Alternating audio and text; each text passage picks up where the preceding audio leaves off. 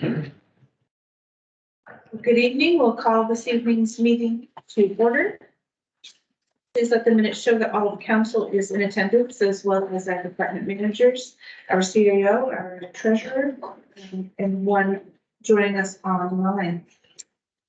Item 3 is approval of the agenda for this evening. I move that the agenda be accepted as presented. Are there any amendments, Bob? There was an adjustment to section 6 where we added 6.6, 6.7, and 6.8.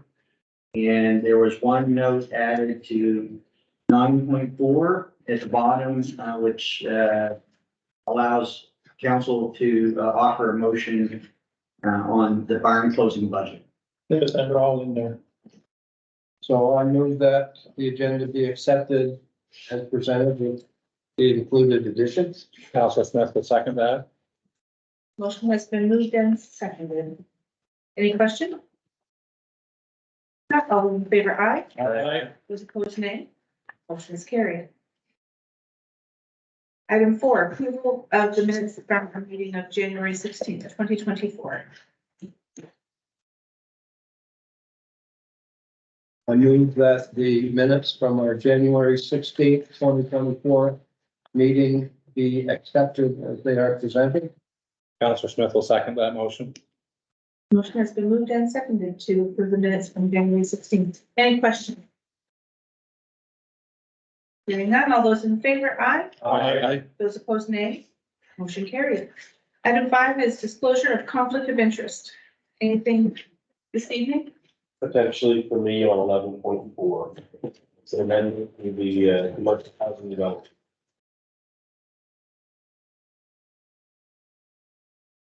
Anyone else? Okay, thank you, Councilor Patterson. We'll move on to item 6, correspondence, presentations, and petitions. Item 6 was a gift of painting of covered bridge for display in the chamber.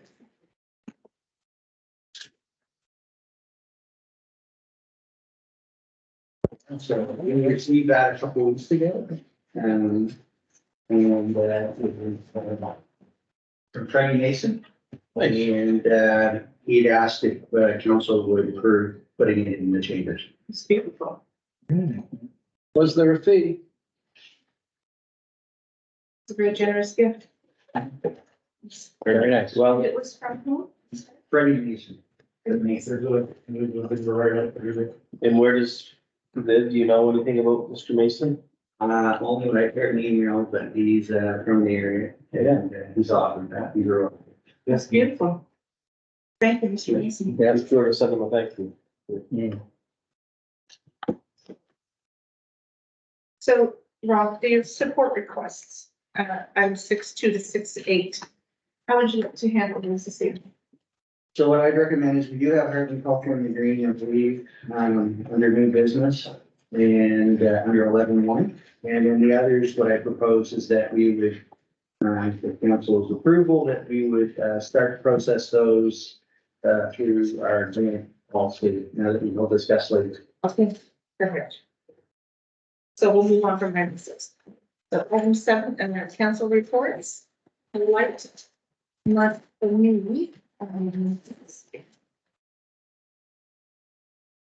Thankfully, it was quite nice to not have quite so many. I look at that, my calendar does look full. A burn meeting, so discussing the closing ceremonies and possible opening ceremonies and fundraisers.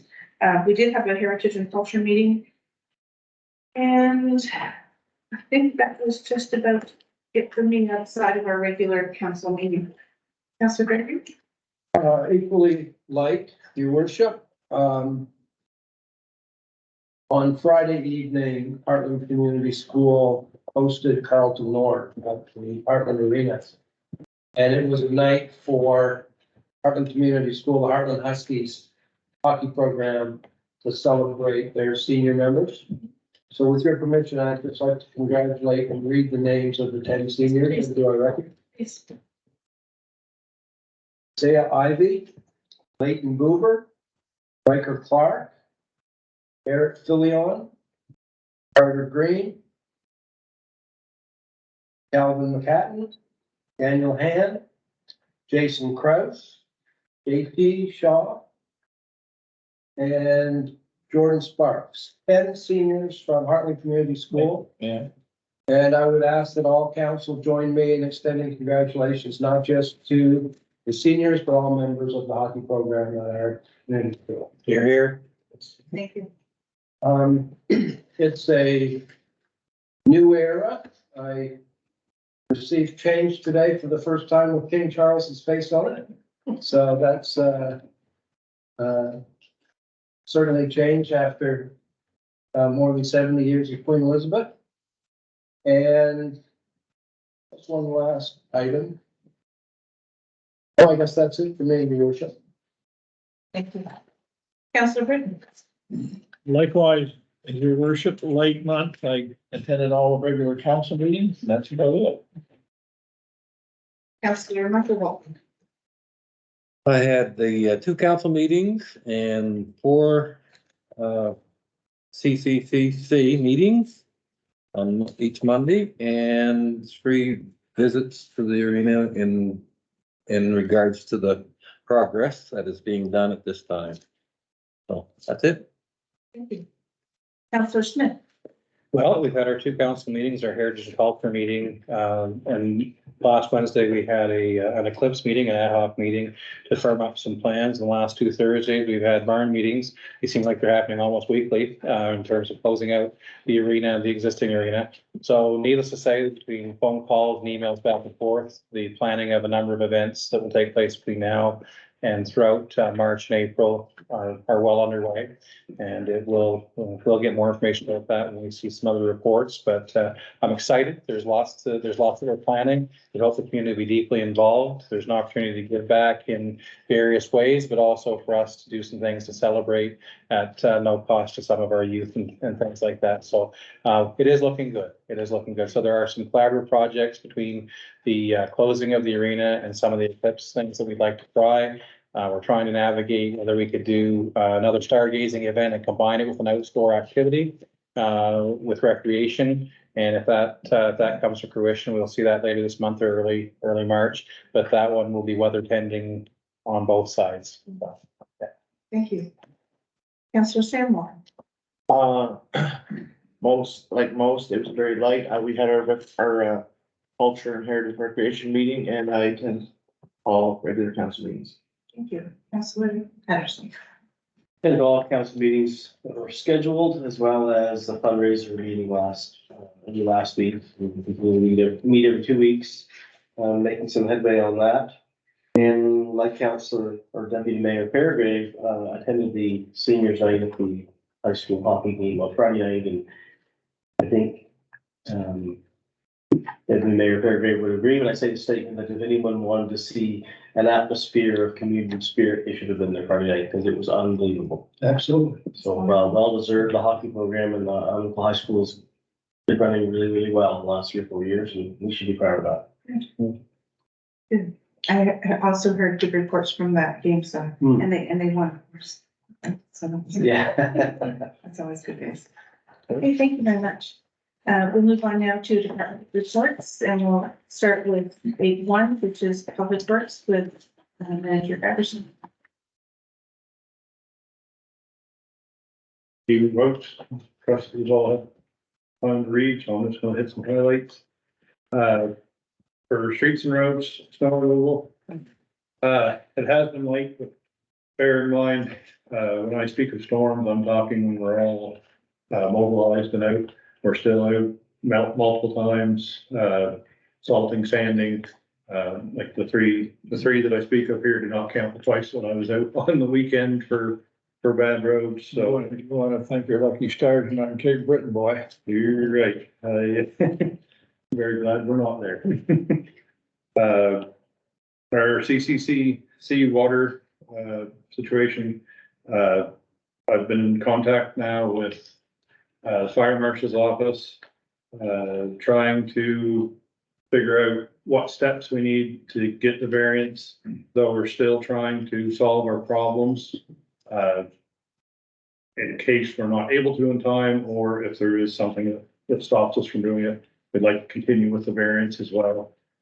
We've made, had 2 phone call consultations now with the fire marshal's office, and we're moving forward on that, so.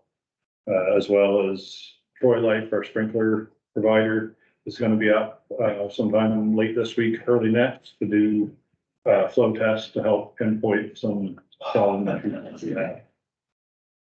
The, brine pump for the arena, that is the pump that pushes the fluid through the floor of the ice plant, or of the ice surface, sorry, from the plant. We've had a little struggle with it the first year, and now again with the Lovejoy connection and getting everything lined up, it's just a rubber connection in between 2 metal pieces, and we couldn't seem to keep them, but we've got it straightened out, and we haven't had a problem, knock on wood, now for 2 weeks with that, so we're moving forward with that. Jimmy has it, came at the end of the days, and how many more days that plant has to run. The JCB backhoe, we are in need of repairs there. Councilor Sam Walton called me on Saturday morning about the roadways, and one of the reasons we were a little slower to getting out was due to the backhoe. So, we're working with Alpha right now. They're the dealer for them. We're working with them right now on options for repairs. And the last thing I will report on is something I'm very excited to report. We're now hiring a new public works operator. Gentleman, much, state name. Yes, okay, sorry. Gentleman by the name of Justin Green, sorry, will be joining our team on the February 20th. Any questions for Jack? Thank you for coming out and getting that fixed on Saturday. That was, I was out there 6:45, and it was iffy, and I was waiting for the rain to stop to get the material out of it, and once soon as that stopped, you could have dropped the puck out there. it was really, really bad there on Dana Smith, owned by Dana Smith. It's not a question, just a comment. I think you deserve a lot of credit for the work that you've done with limited amount of coal patching that we've had around here. And one of the things that I've heard a number of comments on there, there was a few spots at the post office that you did up for the town to post. They've been there for ages, and people certainly appreciate the work that you do. You and your staff, yeah, it's wonderful. Thank you very much. Okay. We'll move on to 8.2 recreation with our manager Nigro. Good evening, everyone. So in regards to programs for the recreation department, all programs running well with usual attendance. Actually been doing better in terms of our ice rentals. We've seen a really nice spike with ice rentals lately, so that's been great. We are in the process of looking for a new fun park location, given the status of the arena and timeline. So I reached out to the community school and reaching out to other places to establish a suitable location for that going into the summer. Working on updating our soccer program with Dana. And obviously, as many of you already know, we're going to be introducing additional programs and events scheduled around the barn celebration to come. So stay tuned for that. Arena operations, as Jed may have mentioned already, we had an issue with the brine pump, but that has been discussed. The fridge in the canteen wasn't working efficiently, so we replaced that at no added cost to the town. Weather hasn't been a concern with any of the standard operating hours for the arena, so that's been good. We've had pretty good weather since our last meeting, so I don't have to worry about any closures. And Rob is going to be touching on this a little bit later, but the recreation inventory has been completed. So that is, that's a good step in the right direction, allows us to take a look at all of our assets going into a new season, right? So that's great. Discussion is ongoing about next step in pool repair, looking at various options and what we tackle next. I guess the timeline of the construction project and spring fall will determine the timeline for the pool repair. It's still too early to tell that, it's hard to do things with snow and ice in that area, so that will be ongoing. And then last day of ice will be March 31st, so various events planned by the bar celebration committee for that. There's been a calendar created that I can share with any of you who are interested. Some of you may have already gotten that. And we're gonna be continually updating the calendar, and I can share that with you at any time. Barn celebration, so committee to ask council for the budget later in the meeting. Frostball tournament, it's a big thing. Dan and I have been discussing this. With frostball and hockey potential set to be on the same weekend, it's gonna be a huge draw for the town. We're really excited about that.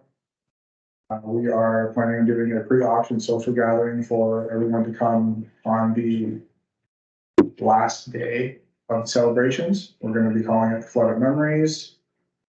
And, again, March 31st will be the last day, planning to include public skate, Zamboni pictures, and signing the ice surface, but more info on that to come with, the calendar and any public releases. The construction project hazard assessment was performed at the arena on Thursday, February 1st. No alarming concerns with survey. The report will be officially available on by Monday, February 19th, I believe. Yep, Monday, February 19th, and the report will now allow us to submit for required tender for continued construction and so on. Staff, so in addition to the public works person that we hired, we also hired a new recreation coordinator to assist in development and operations of programs. His name is Sean Sullivan. He has plenty of experience in recreation. He's a full-time lifeguard, so he brings a lot of experience in lifeguarding to the table, to the town, and program development as well. And I can touch on this now, if everyone would like, issues regarding or concerns regarding the bridge and Bridge Fest.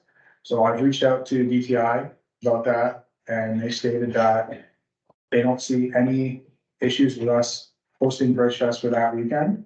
The only concern they have is to what capacity and to how many people we have on the bridge, not structurally, but just in terms of where they're going to be having their staging for work to be done. So that would mean one side of the bridge might be closed for that. So instead of a thoroughfare, I guess, we would have to change how we allow vendors to set up and everything along those lines. But that, again, it's very early stages. This is just based off their most recent alignment meeting.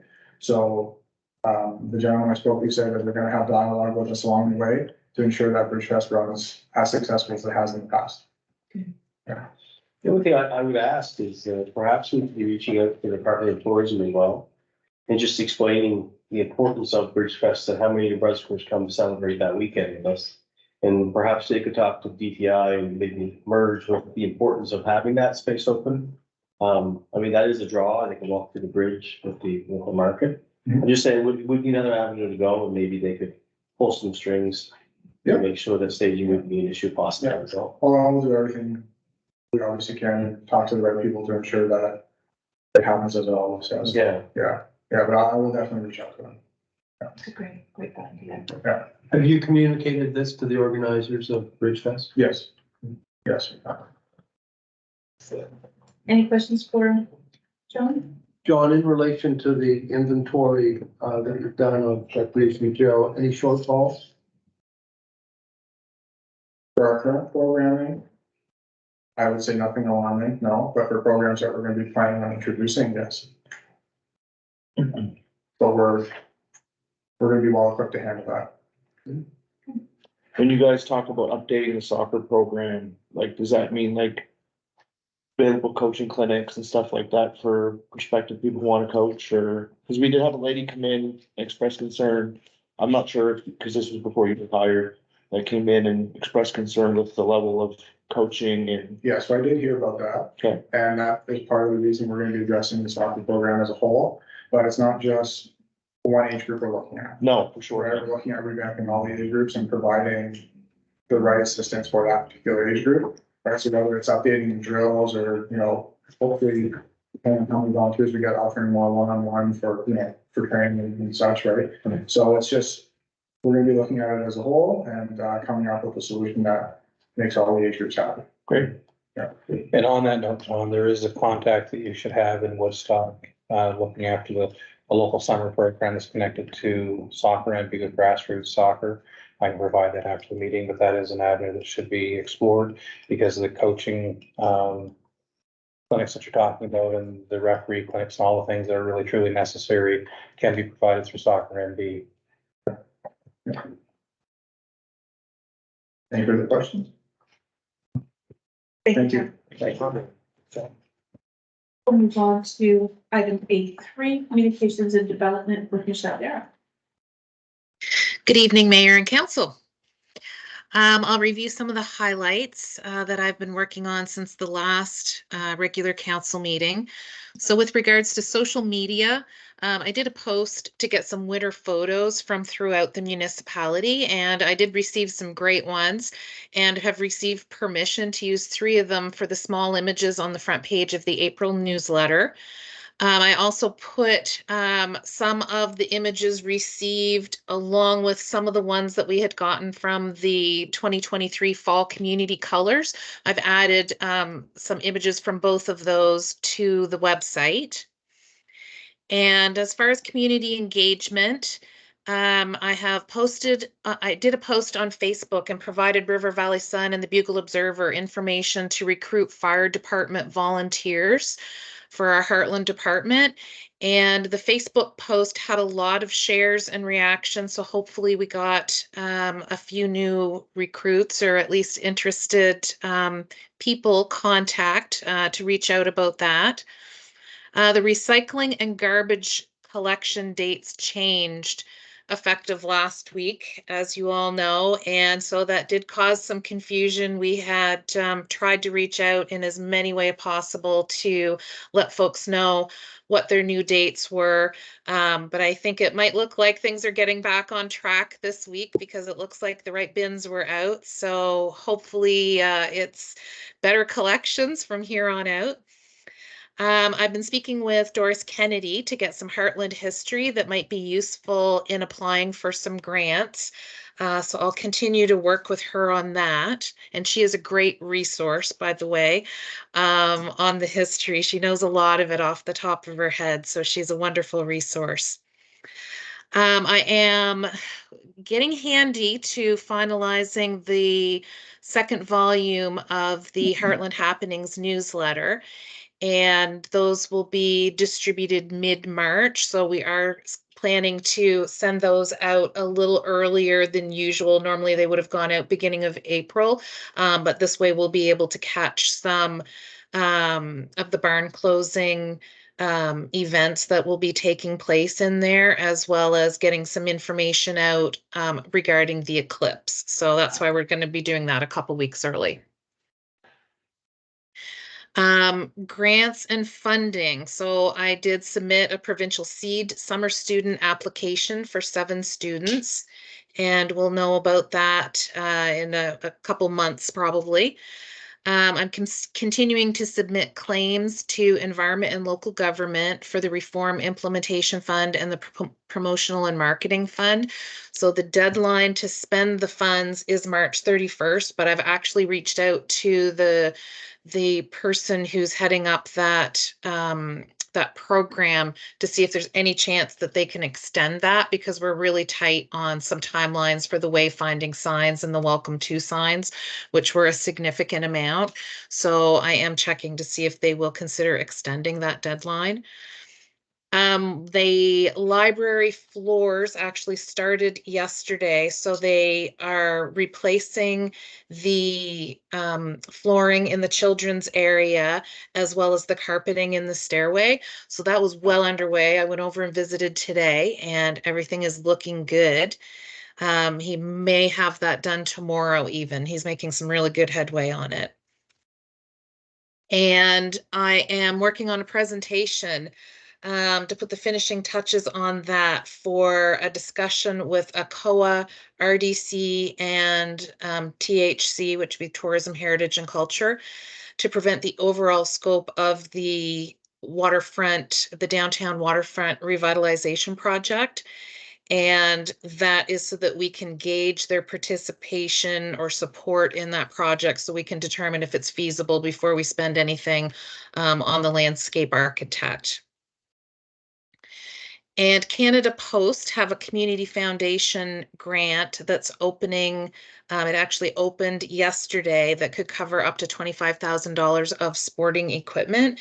So that is something I believe that was on the agenda for a little later to see if council agreed to apply for that. But basically, we don't have to put a percentage into it, but I think showing the overall scope of the community complex project is going to help our application, but so we'll see what council decides, whether we should move forward with that later in the meeting. And under planning and development, there were just 2 building permits issued in the month of January for a total of 45,000 in new construction. And the 2024 property assessments went out January 16th, and I believe tomorrow, I think it was Valentine's Day, seems to me was the last date to appeal if anyone felt that their assessment was higher than what it should be. And then the actual tax bills will come out in March, and of course that's handled by the province. Heartland's application to acquire the rail bed for a public street behind the courtyard. It went through the review process and there weren't any concerns. It did trigger a duty to consult with Indigenous peoples. So a request for feedback was sent to First Nations from the Department of Resource and Energy, and feedback deadline is February 16th. So they're going to provide me with an update on February 20th as to whether there was any feedback received on that. The town's Rockland Road property in front of the Heartland Community School. There was an MOU signed for that. And the property is going to need to be rezoned. It's already multi-unit residential, but because of the number of units, it'll need to be in a different zone. So that process has been provided to the developer, and they've been advised what documentation is required to start that process. So we'll keep an eye on that and help them with that. And let's see, I did meet with Julie Williams from Ignite. And they're the company who's providing the economic development on behalf of the Western New Brunswick Service Commission. So she is going to look into providing a monthly or quarterly update of things that she's doing in Heartland to help move that portfolio forward. So hopefully we'll see some updates coming from her. And I did reach out to the businesses that I had in my database. So it was about 80 Heartland businesses and organizations to see if any were planning specials, experiences, or public events for the eclipse, and offered to share anything that they were doing on our social media pages. And I did specifically encourage food and beverage businesses to have eclipse specials on that weekend too. So hopefully we'll hear from a few of them that they're going to be doing something. For tourism and events, the Heartland eclipse glasses, so our allocation of those solar eclipse glasses, I picked them up on February 5th, and they will be available for people to pick up. We believe it'll be March 4th, and there's going to be posters. We'll be letting everybody know about that. We've gotten a lot of people asking about them, so that's good that everybody is interested in that eclipse. So we'll advertise to get those out to folks so that they can pick them up at either the town office or the library. Michelle, can I Yes. interject for a moment? Absolutely. It was shared with me today that I will receive the allotment for the school children and staff at the school. That'll be provided to me and I'll drop them off at the school sometime soon. So there would be, approximately 550 or so pair of glasses for students and then approximately 75 or so for staff up here. So there should be, that should be coming fairly soon and I will drop them off at the school. So that for people listening, that should be communicated to them as well. That's great. So that's that group of people, when somebody comes to the town office or the library to pick them up, at least they'll know that they won't need to get as many as they think maybe, because there will be some distributed directly from the schools. So that's great. And then, as Councilor Smith mentioned earlier, he and Stephanie Foster and I met February 7th to discuss the Heartland Eclipse events and what's going to be happening. So yeah, there's been lots going on. Thank you, Michelle. You're Any welcome. questions? Next point of information, Michelle is probably not able to stay with us all evening tonight, but just while she's here, Michelle and Tina made very valuable contributions to the review and development of the policies and the bylaws we're about to read tonight. So just see. Thank you to them. Thank you, Michelle. You're welcome. Item 8.4 is the fire department report with Chief and Councilor Britton.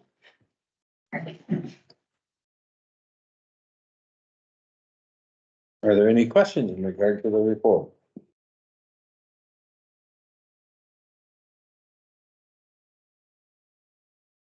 In the case of medical assistance, how does that unfold? We are only, the only time we're to be called up for medical is if there's a heart attack. And we are flagged to do that, in case they can't get there on time, I guess. If they call and say that their ambulance is gonna be 20 minutes away, and then they'll call on us to go to that location. How many firemen are CPR trained? Well, the majority of our fire department is. So, Certified. yeah. And they have to have, anybody that's taken their level 1, of course, you know, that has to be kept updated too, but anybody that has taken their level 1 is part of that now, so.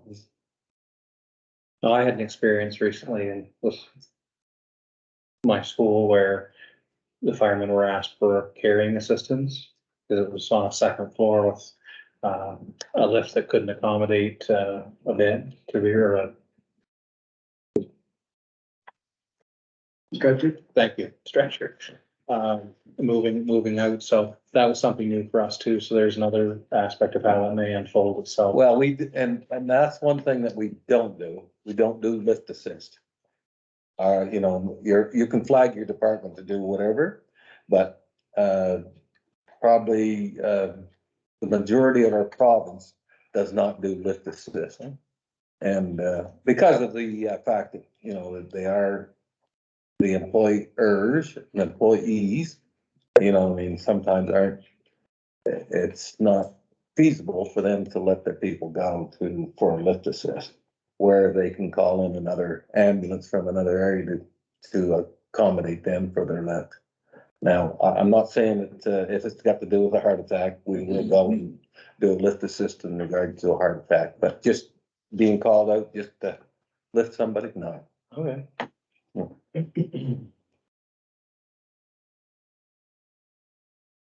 Any further questions for fire?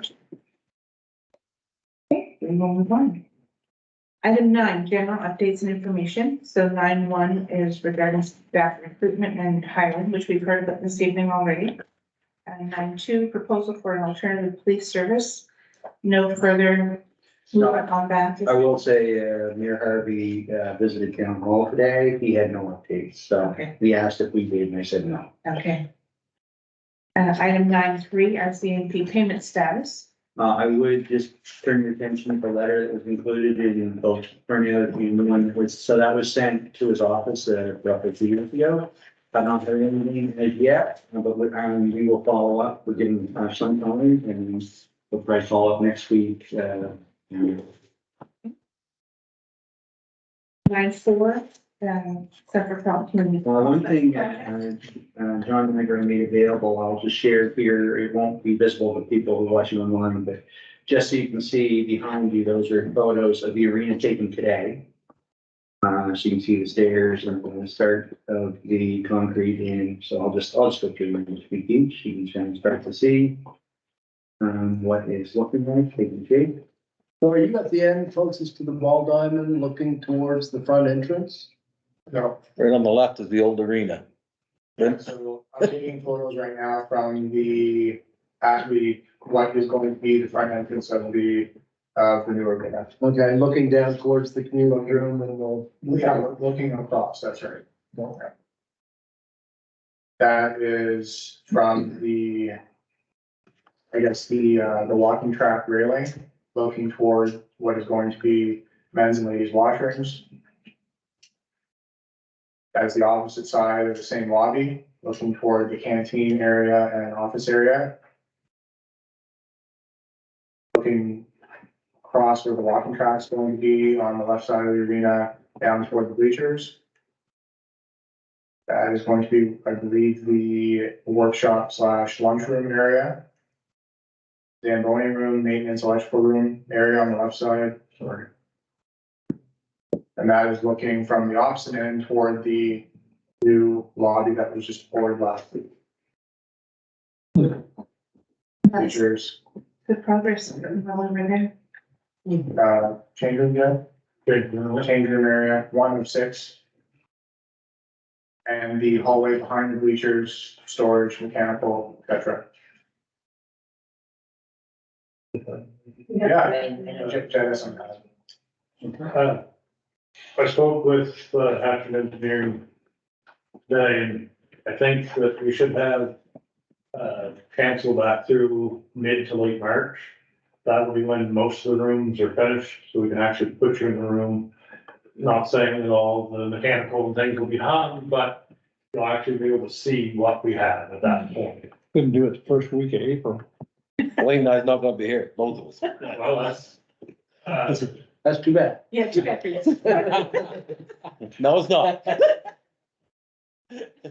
would just be a few more weeks of progress, so. You're there all the time anyway, so you see it. I know. That's great. Thank you for the pictures. That makes it, give us the good. So we're heating that space. We're heating that space now. How long will we continue to do that before we have our own heat source? So the heat source, the primary heat source of that building is the ice plant.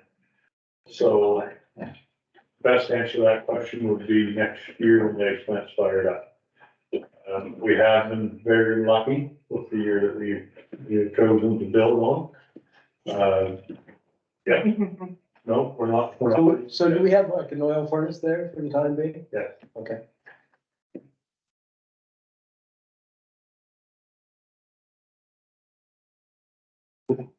So, point of information. I won't go into details of things that are listed there. You can take any questions and answer them, but we added a note after I distributed this on Friday that I neglected to add in an opportunity for council to confirm what the budget for the Brown closings would be. So as I understand it, the budget that is being planned and recommended or proposed is about $4,000. Is it 4,100 or 4,000? Maximum spend, 4,100. 4,100, of which we believe we have 1,000 donated. No, we do. So the net ask is 3,000 for that. Now, a lot of these activities will be generating revenue. And that revenue will either go to offset that cost and or directly fund for this complex. But the more germane matter is just formally establishing budget. So everyone who's working on the barn closing activities knows what we can spend. Right. So we would ask council to sort of provide direction with respect to what the closing activities should be.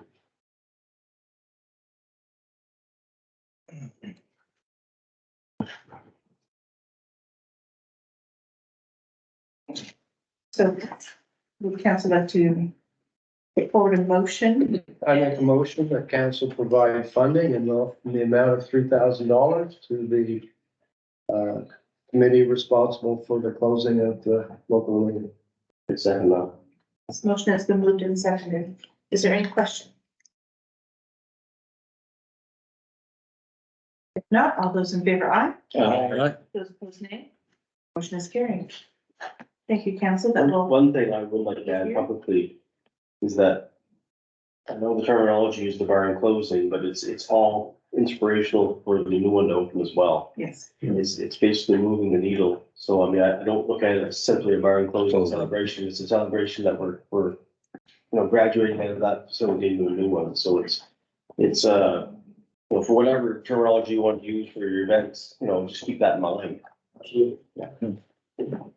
I'm closing by raising. Yes. It's, I think during the discussions, it's always been the two events, Right. One flowing together, so. Item 9.5, Belterre Development. It's just a point of information I neglected to make on regarding 9, I'll go right back, Okay. 95.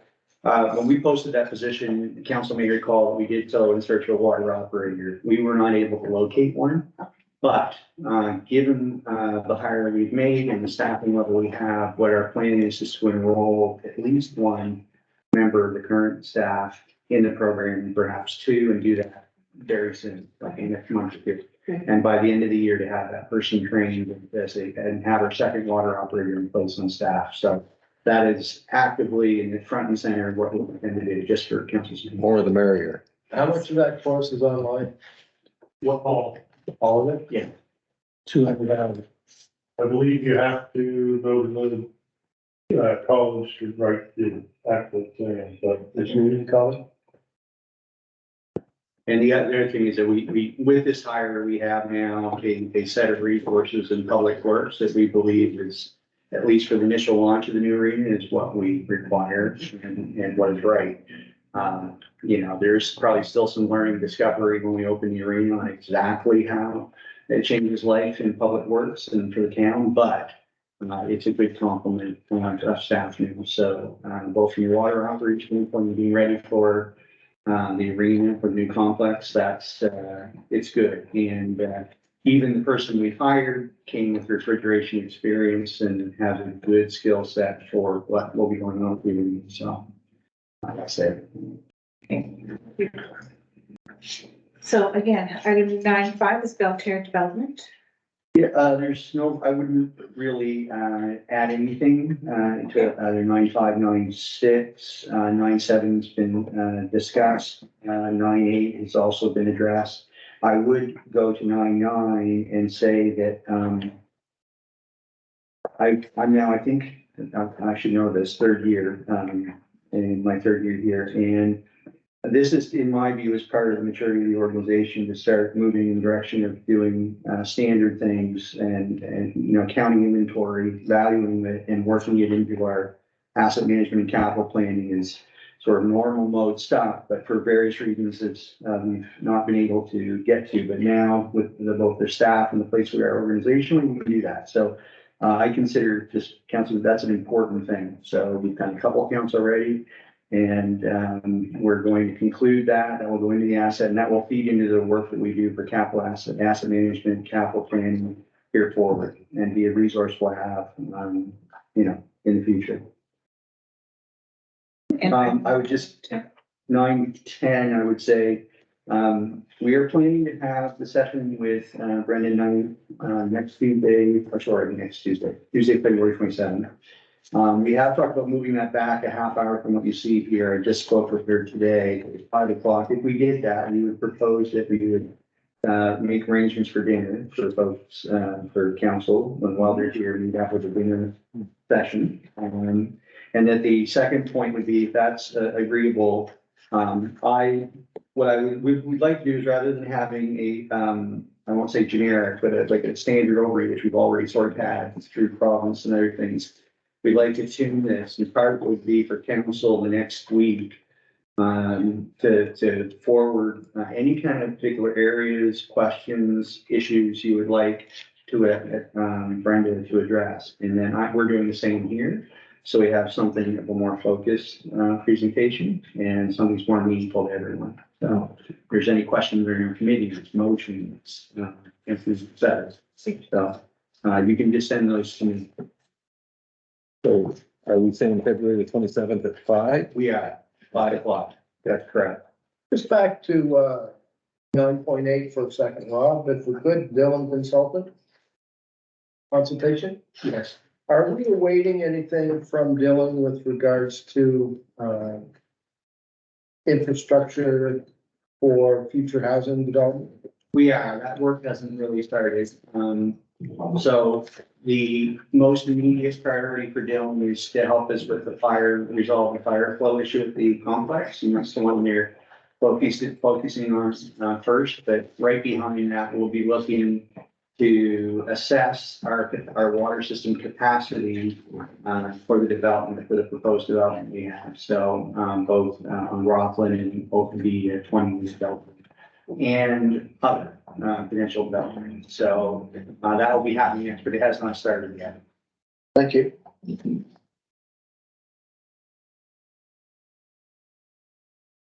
Okay, we'll move on to item 10.1, procedures of council. So I provided this line that we would have in the planning section with Brendan and I wanted to distribute that to council for you just be able to review it and consider it and to help in maybe what questions and things of interest. And it's preliminary. So for example, in that, there's a small matter for the mayor's interest in, the mayor, for example, can vote actively or can be a tiebreaker, can withhold the vote until such time if it's 3-3, then the mayor might break the tie. That's a decision. You can do either, options available. So it just becomes a matter of preference. Without speaking for Brenda, I would say a lot of them are moving toward having the mayor vote in every instance, but again, not a hard-coded rule. So that's an example of something when you read that, there's an option.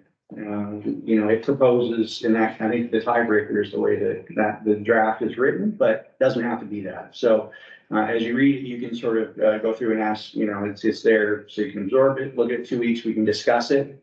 In that committee of the whole meeting with Brenda and get a recommendation on how to revise or adjust that. And then the plan would be that our next regular meeting, we can put it to a reading if we're so ready. But it has to be one way or the other. It can't be a case by case scenario. It would be one way or the other. So I would ask the question and respond following the. That's right. How much of that bylaw is provided by the Department of Local Government? Don't drive. Well, as council may recall, last few years, we adopted the template that was provided by the province. I don't know that I could take it to a percentage, but I would, just by length, you may tell that it's about 2.5 times as long as the original. So I think it's safe to say that the extra content, if you will, is mostly new and was not covered. And actually, when others read it, I think there is a need, there's a genuine need to update that bylaw to cover things that really were not covered by the generic. And as an example, a bylaw really should say what the structure of your meeting should be, So what sections, and is this- ours does not. Jurisdictional here, is this wording that's been shared with other communities or? When you say the one that the proposed bylaw? No, it is. It wouldn't work. We of course adopted the generic one, which was used by many new municipalities and some small ones like ours. Others sort of kept their current ones if they had covered all the bases and made adjustments to it. We didn't do that because our previous proceedings with council was it was older, right? So it made more sense to adopt the provincial template as a quick means to an end because they came in a package of 4. But the revision I've made was made in consultation with Brenda, a couple sessions with myself. Also, you may recall she was the clerk at the city of Fredericton, so I went back and looked at Fredericton's bylaw. She's been amended several times, as they are, and so it most closely reflects the Fredericton one. Taking up some of the large S or some of the things that Fredericton would have that don't fit or inapplicable as this. So, but yeah, that was the approach. Thank you. Item 10.2, allocation of proceeds of sale of equipment. So, I guess this really kind of speaks to itself. We were successful in selling the tractors. Thanks to, Peter Telke, Treasurer Telke, and, Manager Patterson.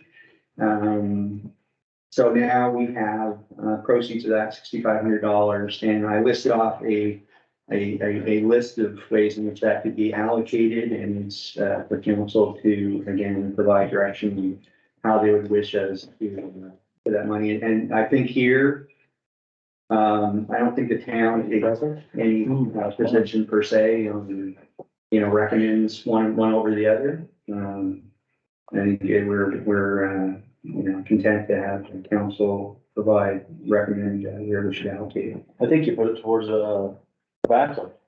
Yeah, I was gonna say, do they not have a reserve fund? Public Works? It's a capital Yeah. reserve. Okay, so why wouldn't it go there? Right. It's their machine. Okay. I'd be awful upset if somebody sold the fire department, didn't give back the fire department. So, so I think Public Works machine should go to, into the Public Works. So is that the operating reserve? Is that No. No, It's capital reserve. Could we not put it in the general capital reserve for the time being, and if the public works needs it, then. Sounds like they need it for the backbone. Well, we've had this discussion before about which reserve is the best place for something to go that we could move where you need it, right? Rob, can you? Yeah, well, just to be clear, like if one puts it in a capital reserve, you're putting it in a reserve to purchase and replace it, which was not in the plan to do this year. You put it in the operating reserve, you can use it to offset the cost of repairs, which are imminent, which we will pay. So, that, if those are the two, based on Councilor Walton, that the preference is to associate it with public works machinery, those are really the two options. So if we're looking at having repairs, which, like you said, are imminent, that may be a wise decision in order to cover that. I'm not so sure, and I'm gonna speak out of line here again. I'm not so sure that we're gonna be probably looking at repairs. I think we're at a point with that piece of equipment that is beyond its life. And to spend good money after bad, but it's only my thought. I think they're at a point right now with that particular machine where it needs to be replaced. And that's only my thoughts. We are in a. You can put $10,000 in it, for example, and you only still get a $15,000 backhoe when you're done. And you can spend $15,000 and still have $15,000 backhoe. Exploring options. Yeah, exactly. I'm sure you are. But that's. We're waiting on Alpha, as I spoke to in my report. We're waiting on a technician to come up and look through problems and Yeah. see where we're at with that machine. Yeah. Until the decision is made, could it not go in the reserve fund for the time being? And then once the decision is made, if you're gonna do a new backhoe, That's what. why take $6,000 and put it in the backhoe? So Like I you guess just said? just again, as a point of information, if you put in the reserve, it doesn't come out until council approves the company for whatever Exactly. purchase. If you put in an operating fund, then the county has discretion to use it how it choose. And later on, if we decided to move that from the operating fund, you could put it in a reserve fund if we didn't have to use it for. Yeah, the council would always have the prerogative to move funds from the operating to augment or increase the size of the capital fund. So that's always an option. What did we do with the proceeds from the sale of land? You put it in your reserve.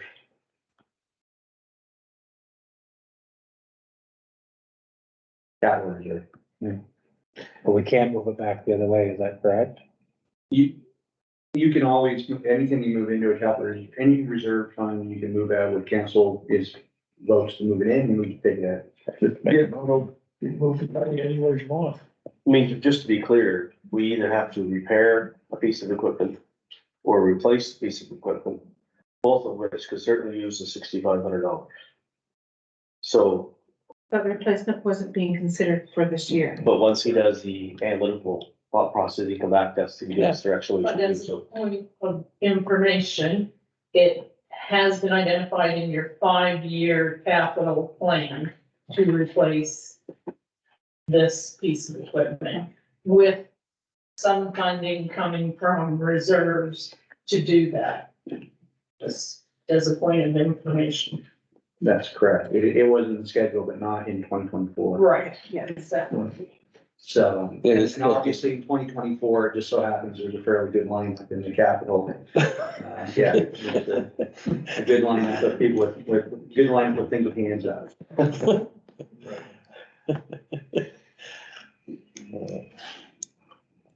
So what would be council's pleasure? Suggest we look at the general operating fund. And I have no reason to believe that money is going anywhere else. But it'd be simpler for you to get access to it if we need it, and that would be my request. So be it resolved that the council of Heartland directs the town to allocate the proceeds of the sale of the trackless machine to the 2024 general operating fund. Is that correct? Councilor Smith will second that motion. Motion has been moved and seconded. Is there any question? Hearing none, all those in favor, aye. Aye. Those opposed, nay. Nay. Motion is carried. Item 10.3, allocation of funds to eclipse event. You'll notice conspicuous absence of comment on that. So it's been something that's been well discussed by council. So again, it's really for council, of course, to decide what the budget shall be for the eclipse event. So just a little bit on that. One of the events we feel will, for the most part, should look after itself, and that would be the one that there would be a band provided for, where you have entrance by fee. So if it's $10 a person or $15 a person as a cover charge, that will probably more than cover the band for that said event. However, any incidentals that we have to incur, then there certainly should be thinking about that, whether it's from the use of the Legion itself and or some employees that are there that evening. So that one's maybe an unknown as to how much. I don't think it would be, in excess of $500, I think is where I would say we should have a contingency. The other events really should not cost a lot of money. The only one that has brought to bear a cost in the previous months has been the guest speakers for the viewing party, for travel and other reasons, and for an honorarium and so on, and that cost us $500 before. The rest of them, I think, are relatively minute in terms of any type of expense. So my suggestion would be a maximum of $2,000, which I don't believe would be spent in this situation, but it would be there to have it. And some things will generate some funds for the community. For example, we're considering on the day of the eclipse having a market that would take place at Hartland Community School at the same time, just previous to the viewing of the eclipse. And I think it's a great idea. And we're going to try to tap into that in the next week or two. The school is perfectly fine with the reciprocal use agreement that we have. So I think it would be a great opportunity for vendors to get out and support.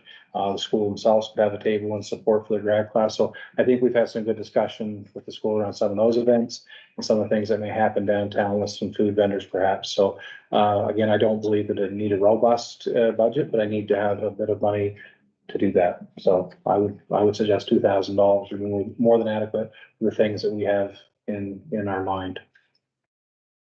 Be it resolved that the council of Heartland provide $2,000 in contingency funding to the Eclipse Committee. Second that. Motion has been moved and seconded. Is there any question? Hearing none, all those in favor, aye. Aye. Those opposed, nay. Motion is carried. Item 10.4, rebranding and signage. So, you've already read the agenda. So we secured funding from RMT to update signage. This was a standard, or not, I shouldn't say standard offer, but as you might imagine, with so many towns changing names and changing geography, then the province sort of set forward an offer to update signage. I was speaking to somebody today about Arcadia, so it was a brand new game never before. So signs to create that. In our case, of course, we inherited 6 former parts of, or all 6 LSCs or 7, yeah, right?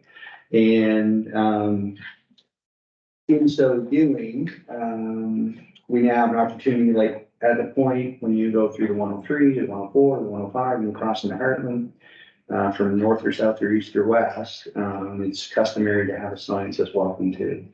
As we do in case you see in the highways and that sort of thing. So there's a couple decisions on that, that I've listed here. So, and I probably have them out of order here, but anyway, I'm reading the order again. One is when we have those signs, one decision is, do the sign say welcome to the name of the LSD, a community apartment, for example, or to say welcome to Heartland, and it would cover what gets the headline.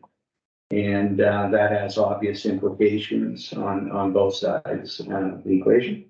And the second thing is, in terms of the logo, so when you're developing signs, you're obviously in the business of figuring out artwork, fonts, colors, all those things. And we don't really have an official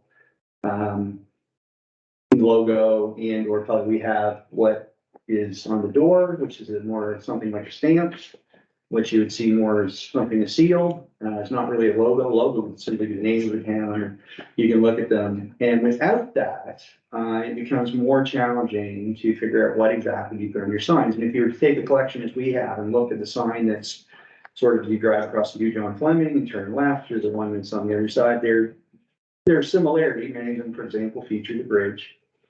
But they have different fonts in use. Some are artistic, some are more pictorial or drawings, some are paintings. And so if we create new signs, what are those based on in terms of colors and so forth? So what we're asking for is direction from council approval to move forward. We can simply create signs and be somewhat conservative and limited, and not at this point look at the logo, or like creating a new logo. And try to work with sort of the current set of images, colors, and so forth as best we can, offer those and bring them. Or we can actually start the logo, which is kind of, the foundation, and really establish the core elements that we want to feature in signage, and not just signage, but letterhead, everywhere where we represent Heartland, that we have a common graphical theme and concept from which we draw, and to represent the new town. So that, I guess, is the that's the point. Those are the points, right? We're seeking council's direction on how we go forward. So I have this is my opinion. I think that all the signs should say Heartland. It would cause less confusion. If you start putting, there's no more LSDs, right? They're wards. So if we start putting Brighton and Simon, I think all of them should say Heartland. Because we are a community we are one community. As a point of information for council, I know this is sort of I may not have articulated terribly well, but they're kind of just to say it's probably good you tackle each question separately, because they're kind of for the interest of good debate. So if that's the opening, then it's kind of a separate matter as to what actually what you feature. First of all, I think you need to consult with a specialist or a professional when it comes to branding something as significant as a community.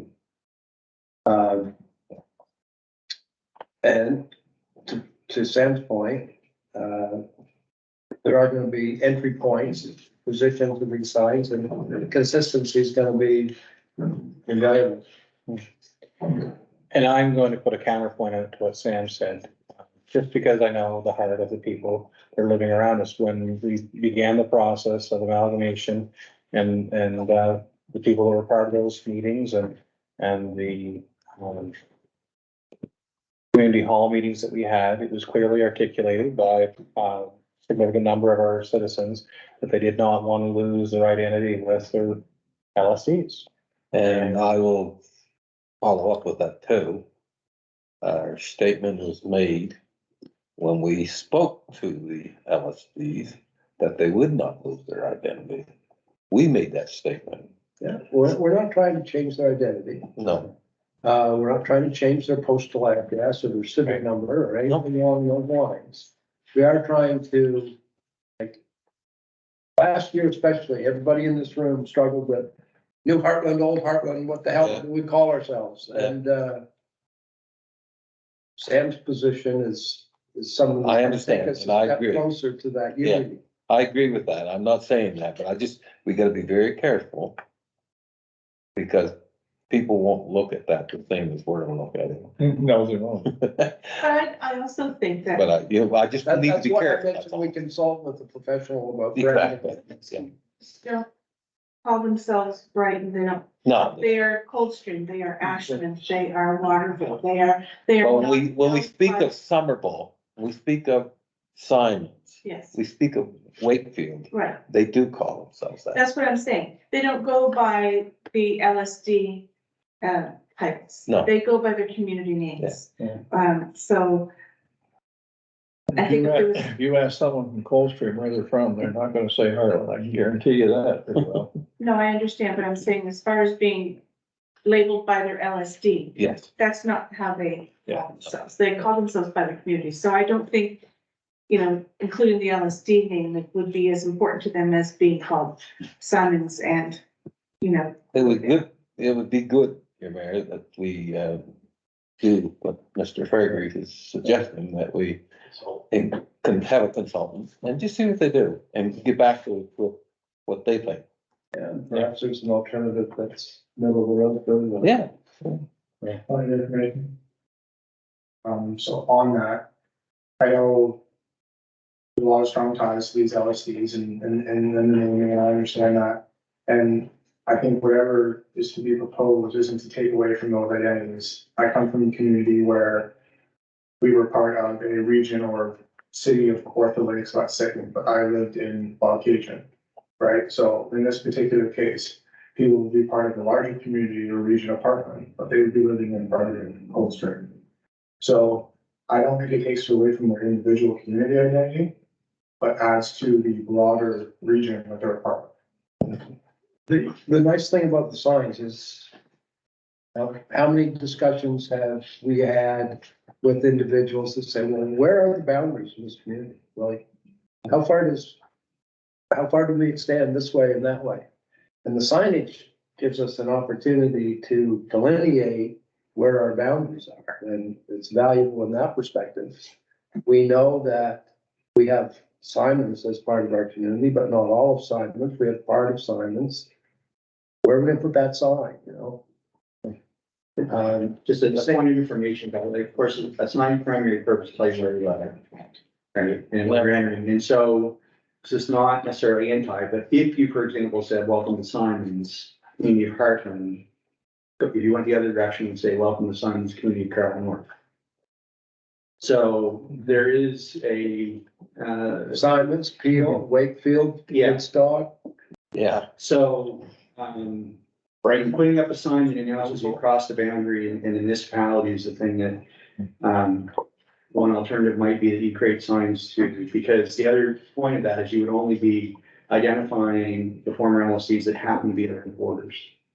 And the ones that were interior, like Somerville, would not be getting that. Coldstream. Anyway, Coldstream, so there would be no sign of Coldstream. So the question is, if the interest is in representing, former LLCs and identifying them, signs at the borders may not be, the best for those couple reasons. But then if you still want signs to announce those areas, how does one do that? So it's not a, that has an easy, or obvious answer in some cases. If you go to Woodstock right now on the old road, and you'll notice the signs, green signs, when you go from Waterville to Jacksonville, there's a sign on there that tells you are now in Jacksonville, and you look on the other side, and then the sign on the other side says you are now entering Waterville. So there are some signs out there now designating what the communities you're going into.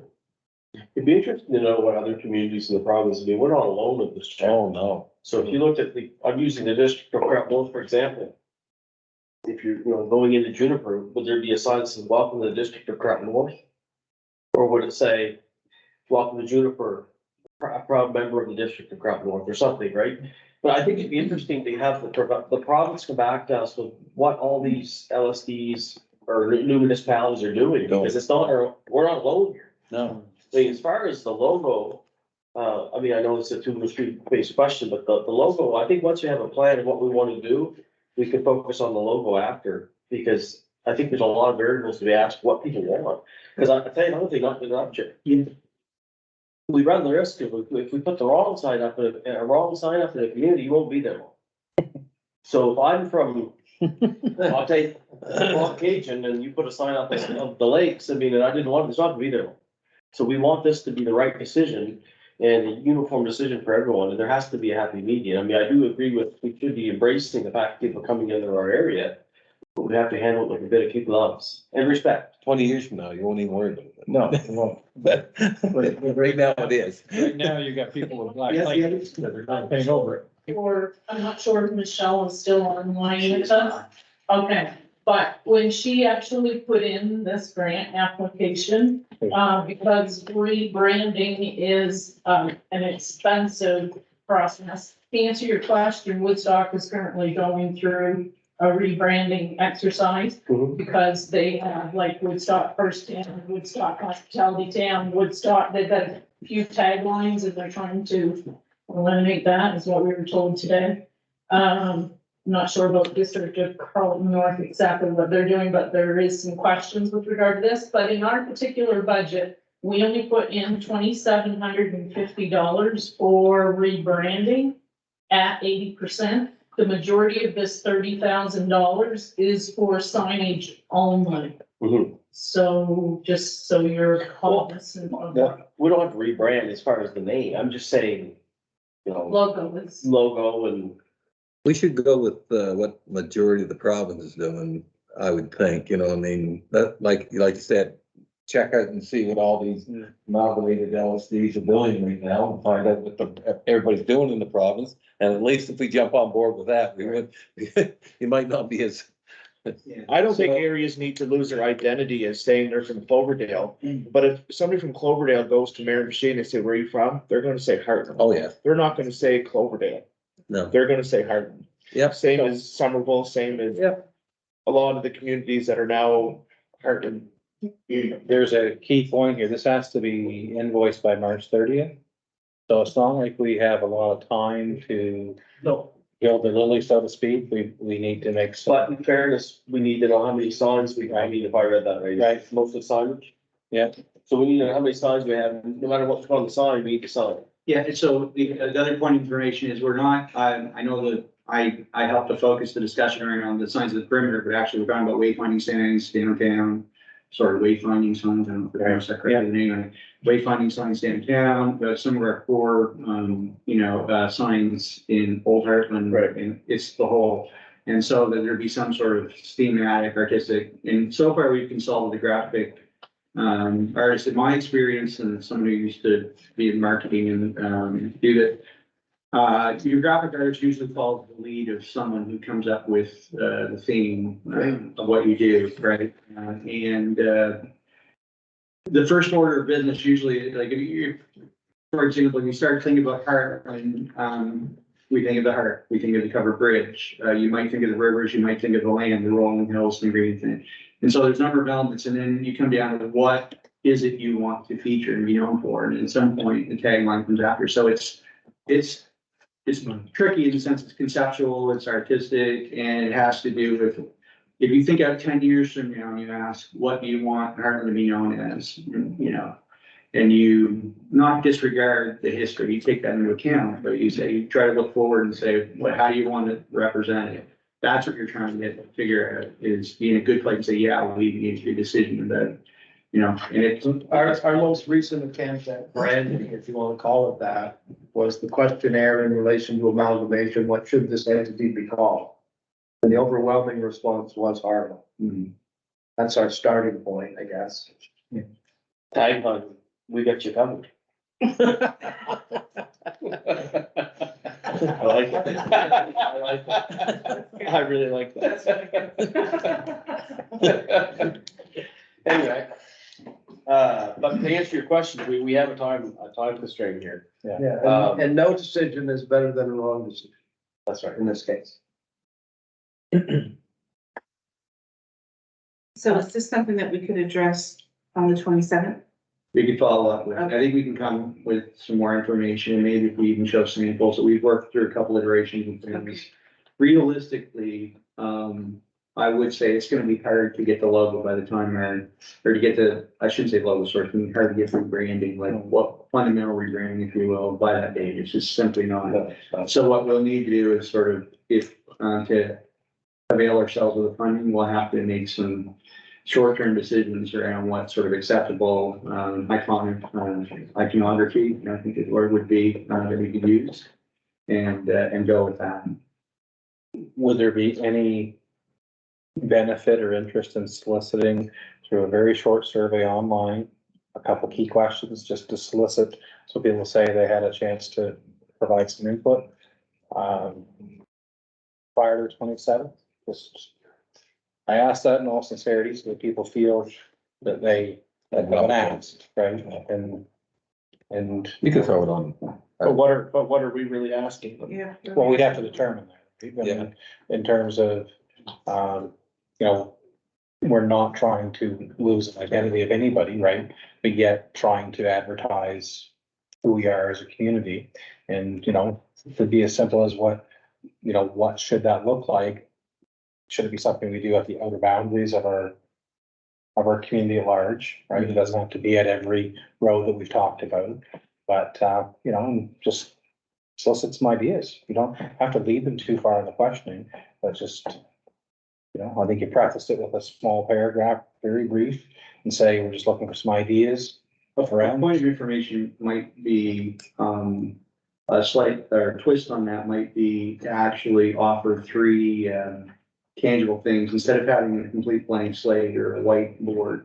If you came to the table with 2 or 3 actual ideas of signs and logo or what have you, and had people then say, which do you prefer and why? You know, that would be probably a more productive way of soliciting feedback rather than just saying, you know, I like red, I like blue, I like, you know, more hills or, you know, whatever. So it would help them structure. And we don't want to overthink this either. No. I mean, honestly, we look at that. And I mean, with the incorporation date you changed, because we officially reincorporated in 2020. No, we didn't reincorporate. So we could take incorporated out and put established. Cause that's all you. I'm gonna speak, I'm less formal than Nor, but my thought would be like, to me, that doesn't really function particularly well as a logo, because most logos are small and the words become illegible and it's too text heavy. You just want something that's very simple thematically. All I'll say is you're gonna have a hard time convincing the public that that heart should come off. Anything we have, Don't have to get rid of the heart, so I mean, just work it in differently. you know, but what I'm saying is sometimes we don't have to recreate the envelope, but I know that's your prerogative in maybe you simplify something of that because it's recognizable. How long has that been up there? Are you saying, in light of what tomorrow is, don't break my heart? Don't break your heart. Here. No, I didn't say that. Well, can we vote on this tomorrow? I think you said be my Valentine. I think you're wrong. I mean, would the image though, in all seriousness, I think the Covered Bridge events had developed a bit of a logo for the Big Bridge Fest this past summer, which embodied both the heart and the bridge. And Designers can. yeah, like maybe you're thinking iconic, I guess. But you can't put established in 1918. That's when it was incorporated. It was established long before that. Well, the new Heartland was just formed in, what, 3 years ago, 2 years ago. That's what I guess I'm trying, if we're really gonna, Last year, you know, January but 20. anyway. So I think Get some choices, get some choices, Rob, then we'll go from there. maybe 2 or 3 different images that people could, you know, I think that's a wise decision, as opposed to just an open-ended. Yeah, I think if you ask the public to what, you know, we have a lot of people that could design. a Have the logo. time. I know, yeah. Okay. So we'll leave that, you'll do some work towards that end, and we'll discuss it again on the 27th. Okay, item 11 is new business, 11.1 is regarding Heartland concert on the green. So, I think the members of council are probably well familiar with, this is sort of a reset or of what has been done before. in the Heartland, so it's sort of a phase two, if you will, or 2.0 of that. And, what I'll be recommending on the very next 11.2 is that, as we said at the top of the meeting, we have actually a pretty good list now of requests for funding. And, we had gotten, this was one of the earliest ones we've received. So we have decided to put this forward individually for council's consideration. We decided not to do the others and recommend that they go through the process should we choose to do one. So this sort of stands on its own and what it is. And with two, so they both asked for, of course, permission to use the park and for donation. And yes, their event coincides, dovetails, or happens concurrently with Big Goat Fest. So I'll make worship. It's nice to see in the letter that they have stated that in previously, as it was Paint the Heartland, they were almost in competition with the Potato Festival or whatever. It's nice to see that they're going to take part in the Bridge Fest, not be in competition against it. They're going to be party and parcel to that event that weekend. That's a good thing. Be resolved, Council of Heartland approves the Heartland Culture on the Green Committee to use the Trail Island Park to host their event on Saturday, August 3rd, 9 a.m. to 4 p.m. Are you a seconder? I second that. This motion has been moved and seconded. Is there any question? Is there any, Jed, will there be any conflict with Big Bridge Fest going on with the Charles Island Park being used that day? Nothing that we've had for previous events. I mean, I've not been on the meetings with Kirby and those. But nothing in previous years that we used the Charles Island Park for? No. Okay. Any further question? If not, all those in favor, aye. Aye. Those opposed, nay. Motion is carried.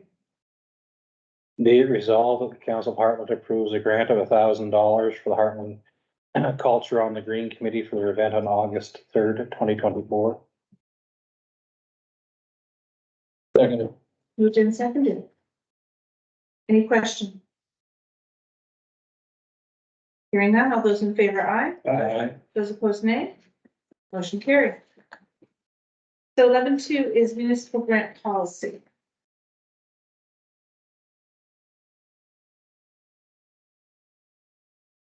So, I think the council was able to read or review the read and review, the draft that we created, which again has been through an internal sort of review process. And what we're proposing is that as a way of, rather than having to have council field all these requests individually, meeting by meeting, that we would have all of them go through a structured process. And whether one was applying for financial support, income support, or both, that we would ask people to apply for it with some important caveats. So all the applications would be qualified by administrative staff and River Council, and by qualified being that they fill in the information, complete the form correctly, and that's what we need to make clear all as well before it goes to council. Not that we would be necessarily judging them. Applicants explain how we will use the funds, like Ryan details of planned revenues and expenses. Did make an allowance for the CEO to authorize grants, authorized grants above 250, and that's just it. That's for council's discretion or decision, what the right number would be. Could be 0, could be 50, could be 100 or so forth. So, but it's a way of getting these smaller things and not having council have to attend all of them. And that there was an element, or sorry, there was an item that applicants that were seeking to $1,000 or more. Again, that of course, any of these figures can be adjusted, but would be required to file a final report to confirm the allocation of grant funds, if the funds are actually spent, how they to match the application. I would say, because this is the one thing you might, I would put the council as some up for consideration that is not in the document. is that it may be, from an administrative standpoint, better for both the administration and council to say that grants will be judged once a quarter. It won't be perpetual or ongoing, but that they'll grants go 4 times a year. We will look at all the grants at that time, and that will give us a opportunity to do math and to figure out what the balance is left in funds. So you can make more informed decisions about awarding them, you know, rather than having to trickle all throughout the year, for every single meeting to have a series of requests. So, they could also be biannual, could be twice a year, and that would be council prerogative. I think either one would be fine, if work. So regarding the budget, what did we set aside for this particular part of the budget, the grants? There isn't, one particular provision. There are multiple grants embedded in the budget. I did not provide you here. You may recall their last meeting. You'd have to work from memory. My apologies. I probably should have just included that again. But we've, probably got between half a dozen and a dozen different funding for grants of various sorts that are in the provincial budget. So. I'd like to have a clearer understanding of what we do have in our budget for that before we make a decision. I can give you that information. So as far as this one that's on the table now, we do have $1,000 in our budget for cultural grants. The other thing that I proposed that we would do, and again, it depends on if you're gonna do this quarterly, but I had said to Rob, if council desires, we would include in the package a grant summary, each meeting, monthly meeting, whatever your desire for information on this is, or whenever you want to make a decision on So in this. our budget, we haven't had $1,000 for a cultural event. Specifically for cultural, there are other, I'm looking at you might have it, Tina, I'm looking at the last meeting's proposal or budget that we had. Do you have that in front of you? Yeah, I'm just looking at grants to other organizations, and we had cultural, educational, environmental festivals and other. Right. And there was a general total of approximately $11,000 as well. And so each application that comes in will correspond with a certain grant. Yeah, and there'd be some that maybe are applicable to one or more categories and. And they would specify that, or you, as they come into the office? In part of in the application, there's sort of the ability for them to request what they're asking for, and for us to align that with the grant. So you would do the one. Yeah, as a point of information to Deputy Mayor's point, I would say actually the issue of how much we have to spend is sort of independent and stands apart from how someone applies to get it. So our current process is people just simply send us emails and send us whatever file or documentation they might request, which could vary. And then we have to forward those on individually. If you can see in the agenda there, I forget how many, but there's something like 6 or 7 requests to date. So rather than continue to treat these as one-offs, as it were, in one at a time, what you're doing is you're standardizing what information you're asking for, and you're making it part of a public process. So everyone is treated equally and fairly, and everyone has the same opportunity to ask for funds. And it's a common process everyone participates in, and where the judging of their applications is also standardized. And so I do believe it's better, and most towns do have these sorts of processes in place for all these reasons. Unique approaches. So. And so would the eclipse and the closing of the barn count towards these folks? Had we had this in place, yes, everything would be part of it. There'd be no exceptions. If you're a private citizen asking for public funds from a municipality, you have to say why, and you have to submit an application request. To clarify your question, I think you're asking of the 11,000 budgeted. Tonight, we voted on 3 different grant releases, one for the closing of the barn for 3,000, one for the eclipse for 2,000, and one for the green culture Boone. What was it called? Paint the Heartlands. Yeah, so that's 6,000. It's called Heartland Culture on the Green for 1,000. So I mean, I guess the question is, that would all go towards the 11,000 we have budgeted. Is that correct? and just to clarify what Councilor Smith was saying, there are some grants that council has already requested be in our budget. For example, $4,000 for education, which is out of that 11 type thing. But just to give you a fuller, we put $54,000 in the budget, 26,000 of which has been specified. There are some other pieces we can move around as council. So there's a little more discretionary than that, but as this money gets used up, like Rob is saying, it leaves less for later applications. Because we, in addition to this. In provincial funding programs, the early bird tends to get the water. Yeah, and, of course, we've been talking along the whole budget, so, as a new budgetary item, one can spend more, or spend less than the budget. And one can change along the way, the priorities and so forth, so. But this gives us, obviously, not to reiterate, but this gives us a way of processing those and treating all people fairly and equally. And it could be, since this is the sort of the first full years that were like last year, when we made voyage to town, the people are now sort of looking to the town and looking at ways to participate and looking, and so requesting grants and funding from the town for civic events and so forth is very much common. And this could be a year of discovery in terms of what type of interest there is and what kind of demand there is. So this is kind of an exploratory situation where we're learning this year as who is raising hands and asking for funds. And So we'll take some time then to get more precise numbers. Well, I think, what's being proposed is a process. We didn't have a process. This is the motion here is to accept the process, but I think it's ingenious. Yeah. I mean, there's some ideas on being transparent, which I'll bring up. Yeah. So you're gonna read it, Lee, or? Be resolved that the Council of Heartland approves policy P-015 municipal grant program, a policy to govern the awarding of municipal grants in Heartland. Second that. Motion has been moved and seconded.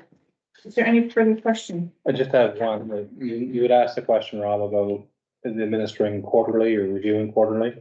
There are some grants that we would make use of in this community up and down the valley that do set a certain amount aside per quarter, right? And when they review it that way, they have multiple times. So just as we think forward to that point, I think that's a great consideration that you could even do that within the context of this, but yeah, that's great work. yeah, great work. Yeah. So it's already in here. Just per annum, you can't ask for anything more. Through the Any year. further question? So did we agree to quarterly and the CAO has 250 for discretion? Yeah. We did, Yeah. okay. Any further question? I would, just as a point where I would ask council to add a motion to say specifically add the quarterly, because it's actually not in the. Does that make your life easier with quarterly, or would you rather it be every meeting? No. Quarterly better? Thanks. Yeah, everybody, perfect. So you could have a supplemental motion, just say that it would be amended to have quarterly administration. Something like that. Oh, we haven't voted on it. Oh, we haven't voted. Your own question. We're still on question. Oh, well, you can amend it. Just amend your motion. Just so we're gonna review this, just on, we're gonna have it reviewed every quarter. Is that- Review grants on a quarterly basis. Be resolved that the town of Heartland approves policy P-015 municipal grant program, a policy to govern the award of municipal grants in Heartland and will be reviewed on a quarterly basis. Second it. Motion has been moved and seconded. Any question? All those in favor, aye. Those opposed, nay. Motion is carried. Item 11.3, proposed amendment to policy P-009. So, I'll go through each of the bullets on this because they're all sort of important, and they're, as we've implemented, we've had, early applications and consideration of putting these into practice. We've discovered things that would help, with clarification and administration and policy. And, So just as, you know, it's the first one, just for clarification, that a note under section 4.1 that the policy applies to housing developments constructed after January 1st, 2023. Because there's a later note about giving people a time window to look backwards after something is built, so it's important to click the bookends on those. Added a note that municipal property tax calculation is net of provincial discount, so that's one of the things, when we introduced this policy, we did not know that the province was going to offer a 66 and a 33% discount on municipal taxes, not on their taxes, but on ours. That was not unknown at the time. So this now specifies that the policy is net of those discounts for clarification. We've added a note regarding phase development. So that is to say what we have is scenarios without naming them. Many times you have developments that take place over a period of years, and maybe 9 units come online in 2024 and 5 more come online in 2025. So we've made a provision for that in section 7 of how to account for that.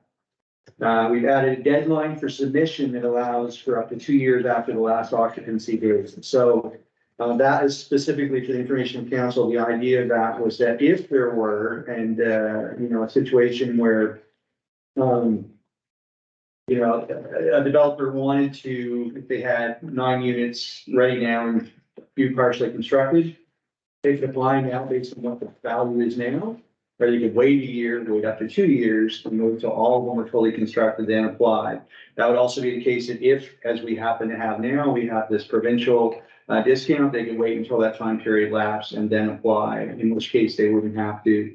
The grant would be based on the full assessment value and not the net value applied here now. So it gives the applicant the option of deciding to apply now based on the property value now, net of discounts, or apply later. And so that's, and it's, I think, in the interest of both the town and the applicant to have that flexibility. We specified a time window to receive and accept applications. So the idea there is by saying that yearly there'll be a window that goes up to July, from January 1st to July 31st, we will know with the applications how much we're due to pay the following year, and we'll know it in time to account for that in the budget. So we won't accept applications between July 31st and the end of the year for that specific reason. And that way, when we're budgeting, we will know how much we have to set aside in the budget. So you'll have to apply within that window, and that addresses that. We permitted council to agree to different incentives during planning before construction. So one can think of the things we're contemplating right now. It allows us the flexibility, council rather, I should say that, it allows the town flexibility to deviate from these rules, to change incentives, to add things, subtract, or so forth, to attract developers. Once construction is started, then you abide by this policy, but before that, you can set a different set of exceptions, or sorry, a different set of incentives.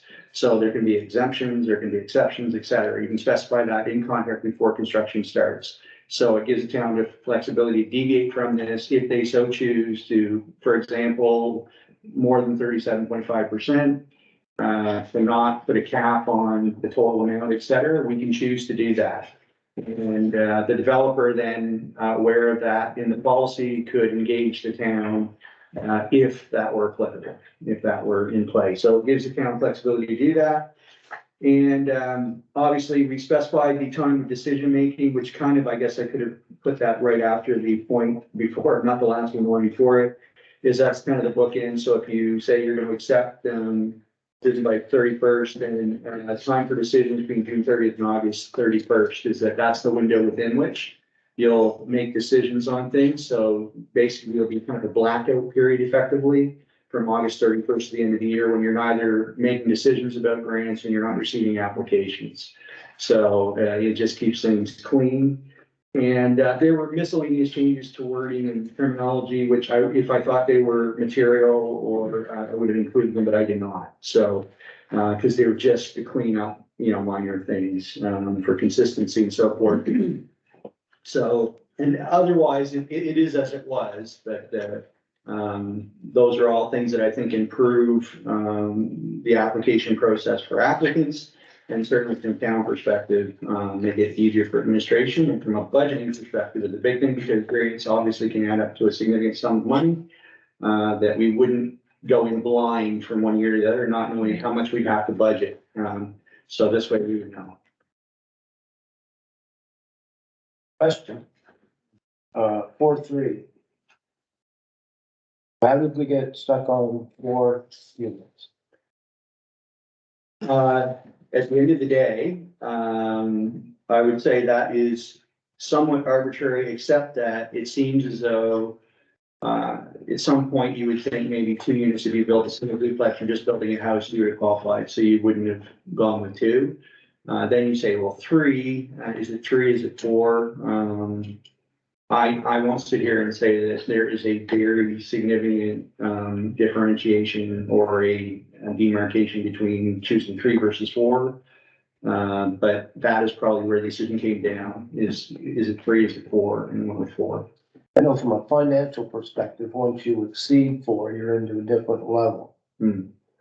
But with triplexes, in Woodstock, for example, it's based on street frontage. You may only have been able to acquire enough street frontage to do a triplex. As opposed to that, I just wondered if there was a rationale behind selecting 4. No, well, I mean, there was rationale, but I mean, it was sort of to the extent, and I might add, that's exactly what the policy is right now. Of course, we have this policy in factor that, not the -01 version, but the, without the addition, and, that's what it is now, is 4. So that's what council previously, passed. So I didn't change that. Something that, like what Brad's doing up there, there's individual units. On one piece, it's on one stand. Say there's only 3 up there. There's 4 being built. I know, there's 4. Say there was only 3. They would not apply, they could not apply. for that. That would be correct, but there's actually 4, so it, Yeah, there are 4. let's see if we would apply. And you could wait 2 years and build in the interim. Build another one. Yeah, that's what he's doing, so. Yeah. Good. So there is a motion provided. I just realized before you make a motion, I probably I'll refrain from voting. Oh, yeah. No, you're not excusing this one, are you? The next one? Well, that's correct. Is it common practice to offer different incentives to different builders for different projects? Is that usually the way it goes, or is that just something we're doing? Track. When you say different incentives. Well, it just says here permits council to agree to different incentives during planning before construction. What I would say, and I'm not trying to be rhetorical or glib in saying this, but I would strongly suspect that when Walmart was shopping its distribution center in the Maritimes, that Moncton, Halifax, and other communities offered different incentives than what their standards were.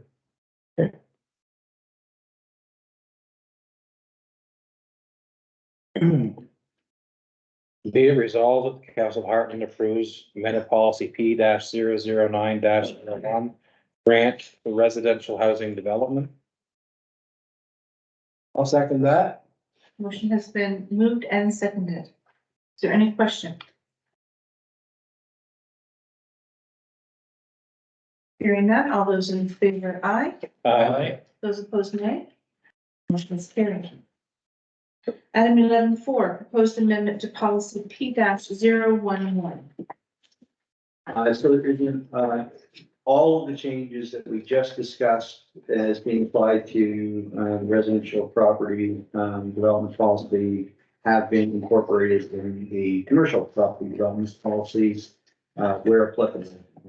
So that's why I didn't summarize changes there, the same.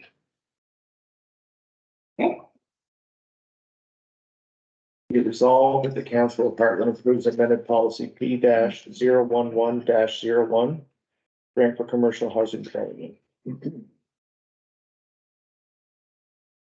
Has been amended. I'm sorry, mine only just says that.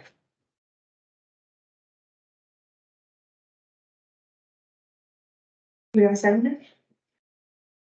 Did you not second No, I thought I didn't, but I can. I was caught up in reading text about it. I apologize. Seconded, Councilor Britton. Motion has been moved and seconded. Is there any question? Again, just the same changes made as to the previous document. Hearing none, all those in favor, aye. Aye. Those opposed, nay. Motion is carried. Motion to adjourn, your worship, and go to closed session. Give a second. Seconded to closed session. All those in favor? Are we turned off? Yeah. Rob, are we turned off?